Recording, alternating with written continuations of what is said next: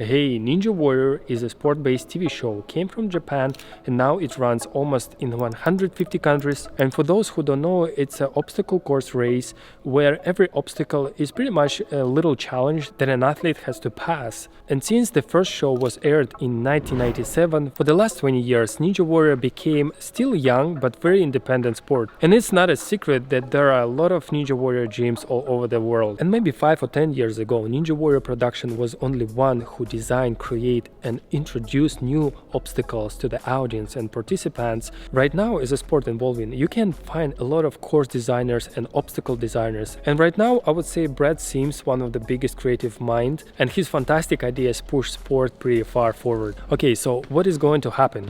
Traverse Fitness is going to host a pretty serious Ninja Warrior competition, and usually when it's happening, gym team is responsible to design and create the course. And of course, this is the best time to bring the new ideas on the table and create new obstacles and new challenges for everybody. So today we're going to build and test the obstacle that I came up with, which was brutally rejected and banned, probably because it was a little bit too hard, probably dangerous, maybe a little bit of both. Actually, I don't know. But anyway, my main responsibility is maintenance, so I'm not taking it personally yet. Anyway, let's go to the shop. And again, one of the coolest part of every Ninja Warrior gym, they have a shop. When you can build something from scrap, when you can try things, and this is basically how new ideas become new obstacle prototype. And after everything is done, you can see the final product. So if you watch Ninja Warrior, there is basically upper body challenges where you use a lot of grip strength, a lot of grabbing thing, hand-eye coordination, precision, finger strength. And of course, when you perform these things, you use pretty much all your upper body. But my idea was you actually almost never use your pronation or supination in isolated ways. So idea for the obstacle is pretty simple. Today we're going to work with wood just because it's a little bit easier and faster. You have a ceiling, and usually you can see that Ninja Warrior uses a lot of holes, a little bit grip tools. So instead of already having whole path from point A to point B, the challenge is to create it. So athlete going to use this and using his pronation or supination, screw this in the wood, spinning inside, then hook, hold. So while holding here, there is another hole. You screw in with the second hole, and then you screw this out and do it like, I don't know, like 3-4 times.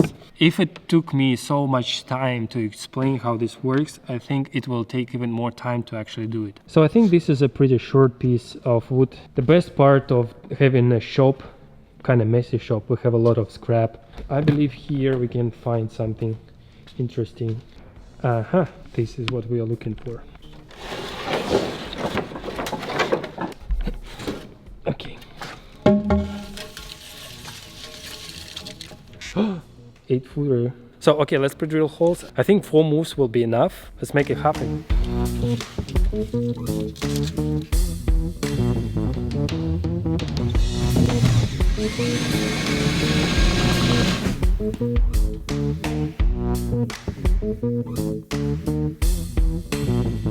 Okay, so first part is done. So obstacles are usually connected with the platform. So the start platform and finish platform. Here we have a start platform, and the other one is the finish platform. And also lights here have a sensor of motion. So if you're not moving, they start turning off, which is extremely annoying. We are here on the starting platform. We have 2 holds and 2 anchors. Take one anchor, screw it in, and screw it in, and screw it in, and screw it in. Hold, and the platform. At the beginning, you might say, oh, it's a tall people advantage. Yes, I probably can reach to the second hold, but taller also means heavier. Like almost every other upper body obstacles, it's a light body advantage. Just because I believe you have to screw the anchor a little bit less turns if your body weight is 110 pounds, but if you're 170, that's why we're here. Let's test.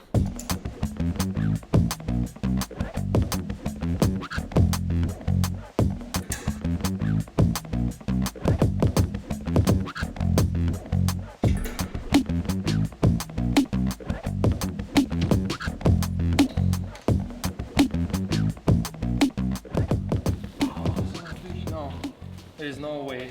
So fail number one, and actually I think it's win number one. So I think the obvious way is also pretty hard. So personally I can't pull myself on one hand right now and screw the other one and do it multiple times. Pull myself up, screw it, and then that's a lot of strength. And unfortunately I don't have it, but I believe there should be some ways. Let me think. Okay, so recently I've been practicing a little bit of ice climbing, and one of the signature moves of ice climbers is figure 4, when you put your leg over your hand. And a huge advantage of this move, you can reach further without using much strength. I think we're going to try to utilize this move. Everything that worries me when you're in a figure 4 position, if anchor will stay on place. Okay.